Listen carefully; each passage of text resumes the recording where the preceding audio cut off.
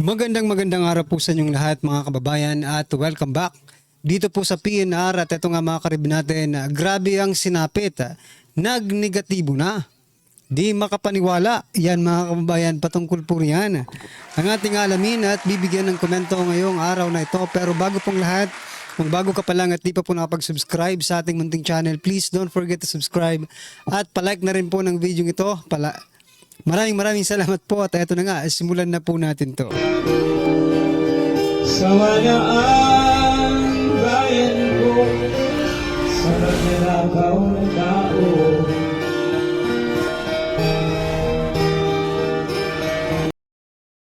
So yan mga kababayan, bago po natin muling i-play ang video ito, pasadaan po muna natin ang mga nag-trending na mga balita dito po sa mundo ng social media. Nako, ito pong si Vice President Sara Duterte mga kababayan ay bumisita sa Calbayog City. Ito po mga karibin natin, ang pagdating po ni Vice President Sara Duterte sa Calbayog City. Yan po yung sa airport mga kababayan, ang ganda-ganda daw sabi ng nandun, no? At ito pa. At dito talaga mga kababayan, sa Calbayog City, marami talaga dito ang mga supporter ni Vice President Sara Duterte mga kababayan, no? At ito nga, Duterte po ang sigaw. Calbayog City pa rin po yan mga kababayan. Duterte po ang sigaw ng Calbayog City. Ayan. Makikita mo talaga kung gaano kamahal si Vice President Sara Duterte sa Calbayog City. Baka sabihin niyo naman, AI yan. Hindi po yan AI mga kababayan. Okay? Ano ba ang gusto nating iparating kung bakit natin pinapakita itong video ito? May mga video rin po kasi si Tambaluslos, no, na nag-iikot mga kababayan sa Calbayog City wherein kailangan pa po sabihin ng announcer or nung DJ or something na tagapagsalita na palakpak naman, di ba? Kailangan pang i-command, no, yung mga audience. Kailangan pang sabihan na palakpakan. Ako, hindi po yan pwede. Unlike po dito, kay Vice President Sara Duterte, no, dumadaan lang, sinisigaw na ang pangalan. Ganyan po. Ibig sabihin may respeto po ang taong bayan na ibinibigay dito sa mga Duterte. Unlike Tambaluslos, no, humihingi pa ng respeto, no. Respect is not being hindi binibigay yan ng kusa no. I mean, binibigay yan ng kusa mga kababayan.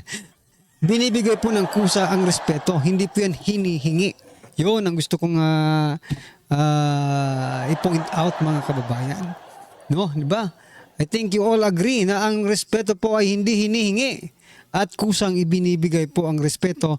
Tulad po, no, kahit sumigaw ka lang Duterte, Duterte, it is a form and expression of respect mga kababayan. Okay?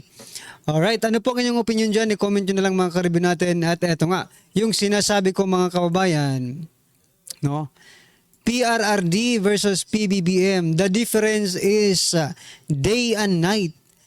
Day po dito kay PRRD, night naman po kay PBBM. Ibig sabihin, maliwanag po, no, ang pamumuno ni PRRD at madilim naman po ang pamumuno ni PBBM. Gusto ko lang pong i-share ito, no, mga kababayan, itong post ng One TV Philippines, no. Opinionated po ito. Sabi niya po dito,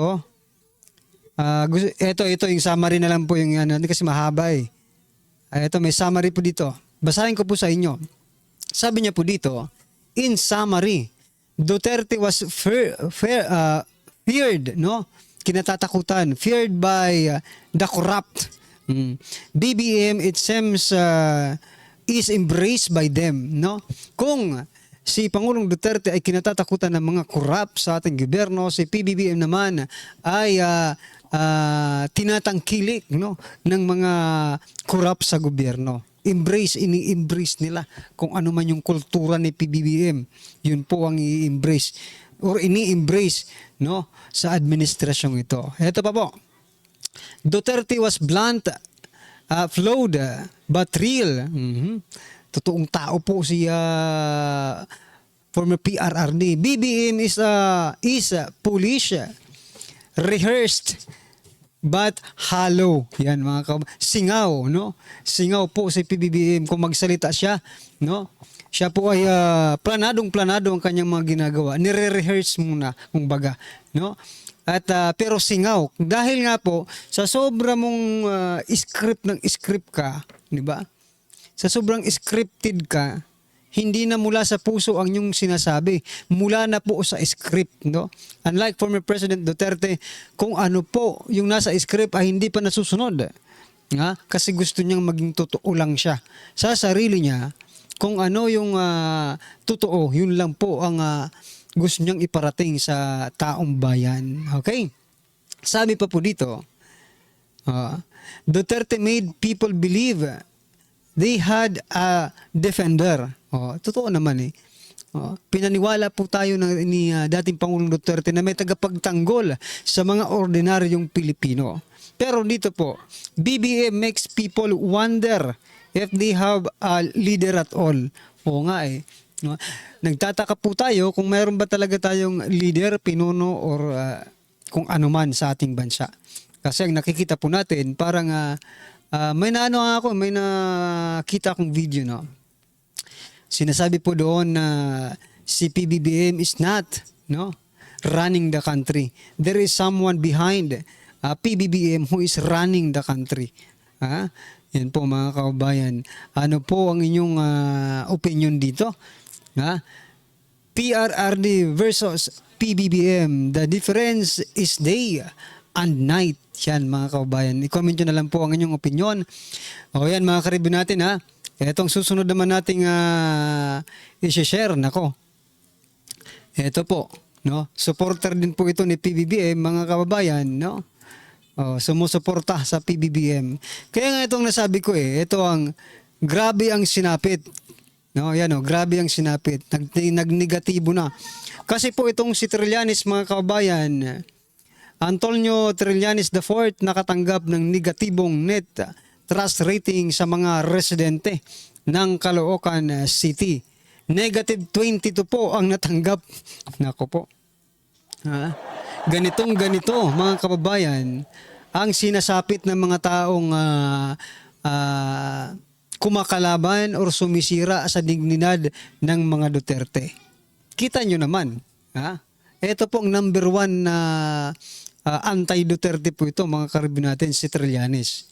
Ito, negative na po ang kanyang trust rating. At mayroon pa pong isa. Mayroon pang isa. Diba?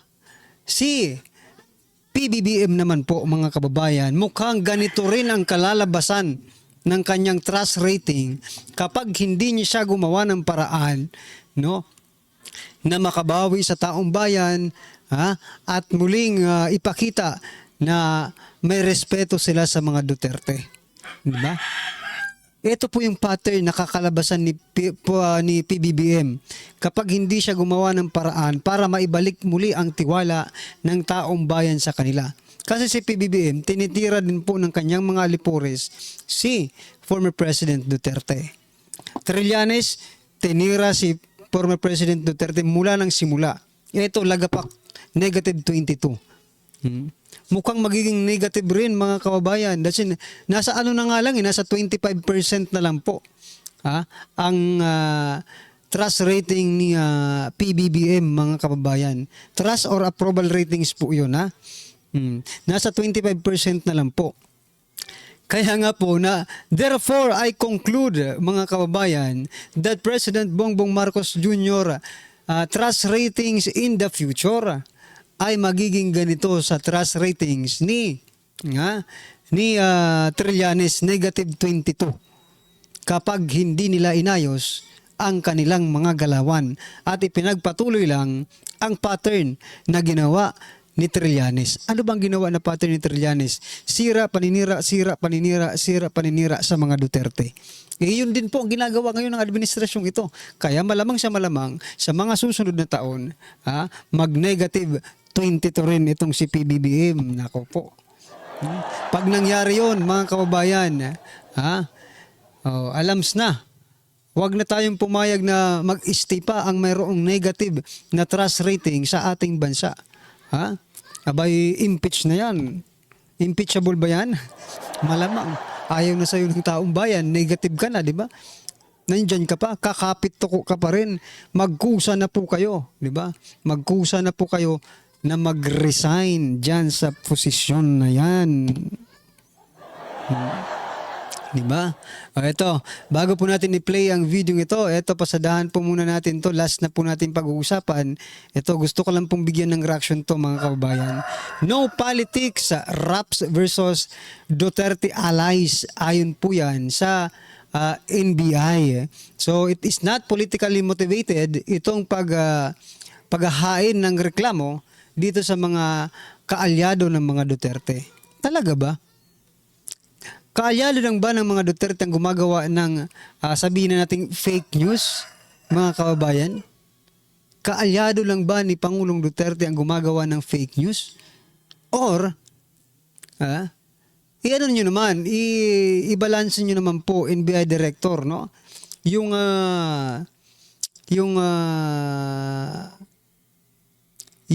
mga loyalista din, di ba? I-balance nyo naman yung pagtrato yon, yung pag-threat ninyo, yung pag-threat ninyo sa mga, yung pagtrato ninyo sa mga kaalyado ng Duterte at itong mga BBM vloggers, no? Kasi hindi naman po lahat na mga BBM vloggers din ay nagsasabi po ng katotohanan. Minsan nga, sila pa ay nagsasabi ng puro kasinungalingan. Dapat kasi, not only Duterte allies, but also this. Unahin nyo na po si unahin nyo na po si Jose Castro, di ba? Vlogger din yan eh.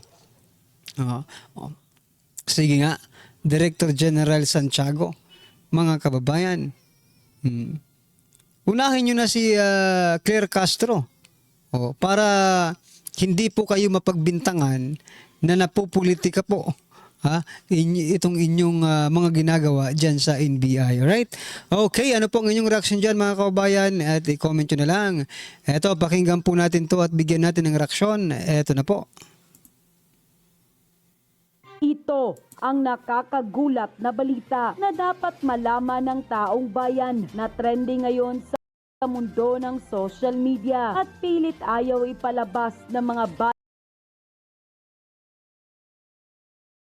bias media sa publiko. Mukhang sadyang isa-isa nang naglaglagan na tila kumalas at naglalabasan na magsalita ang mga nasa Senado at ang ilang personalidad para ilantad ang katotohanan laban sa kasinungalingan. At sadyang hindi na talaga mapipigilan pa. Lalabas na talaga ang buong katotohanan na siyang hahatol at mananaig sa mga kabulastugan at kasinungalingan na tila kinasasangkutan di umano ng gobyernong Agba. Matapos ang di umano'y iligal na pag-aresto sa dating Pangulo na si Rodrigo Duterte para isuko sa dayuhang hukuman at dalhin sa ICC sa The Hague, Netherlands. Di umano'y mga kandidato ni Marcos Jr. Isa-isa nang nagkalasan sa pagkasenador sa kanilang alyansang Bagong Pilipinas.